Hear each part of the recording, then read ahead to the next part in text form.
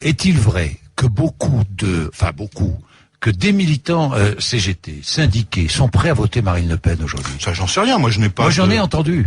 Mais vous en avez peut-être entendu. Vous aussi, vous en connaissez. J'en suis certain. Bernard Thibault. Bien sûr, mais toutes les enquêtes qui ont été faites à ce propos, toutes les enquêtes qui ont été faites à ce propos montrent que l'influence d'un parti politique comme le Front National est moins importante lorsqu'il y a une présence syndicale. Autrement dit, les théories fumeuses selon lesquelles, comme les autres partis nationalistes présents en Europe, qui tentent à accréditer l'idée dans leur pays, que plutôt que de s'attaquer aux fondements du capitalisme qui sont à l'origine de cette crise, il vaut mieux désigner des boucs émissaires à portée de main, en l'occurrence les étrangers. C'est une théorie qui est d'autant mieux récusée que lorsqu'il y a une présence syndicale dans les entreprises. Ceci dit, le comportement des salariés sur le plan électoral est tout à fait libre, qu'ils soient ou non adhérents de la CGT. Mais toutes les enquêtes le montrent. Beaucoup d'ouvriers, beaucoup d'employés, beaucoup de petits artisans sont prêts à voter Marine Le Pen. Ce sont des hommes ou des femmes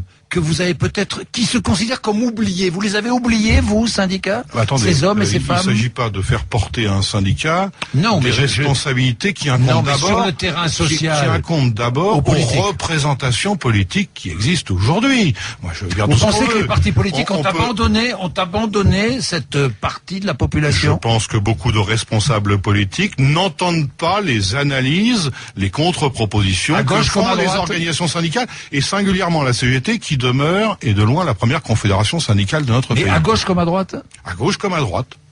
C'est-à-dire qu'on a négligé cette France-là, une partie de cette France? On néglige le point de vue syndical, et ça n'est pas simplement en regard du comportement électoral, notamment à l'égard du Front National. Nous avons dit déjà à ce propos ce que nous en pensions, et nous aurons, je pense, l'occasion de redire de notre point de vue combien ce type de réponse politique, comme dans d'autres pays européens, représente une impasse. Aujourd'hui, ce qui doit être d'actualité en Europe, et c'est en ce sens que le sommet des chefs d'État est une catastrophe du point de vue social. Ça n'est pas un carcan budgétaire européen pour faire admettre des restrictions sur les budgets sociaux ou des régressions sur les politiques salariales, le niveau des retraites ou l'âge où l'on peut prendre sa retraite. La perspective syndicale commune que nous avons avec nos amis allemands, nos amis espagnols, belges, j'en passe et des meilleurs, c'est de faire en sorte que l'Europe soit aussi un levier de progrès social harmonisé pour les travailleurs en Europe. Ça n'est pas le rejet du voisin, c'est combattre ensemble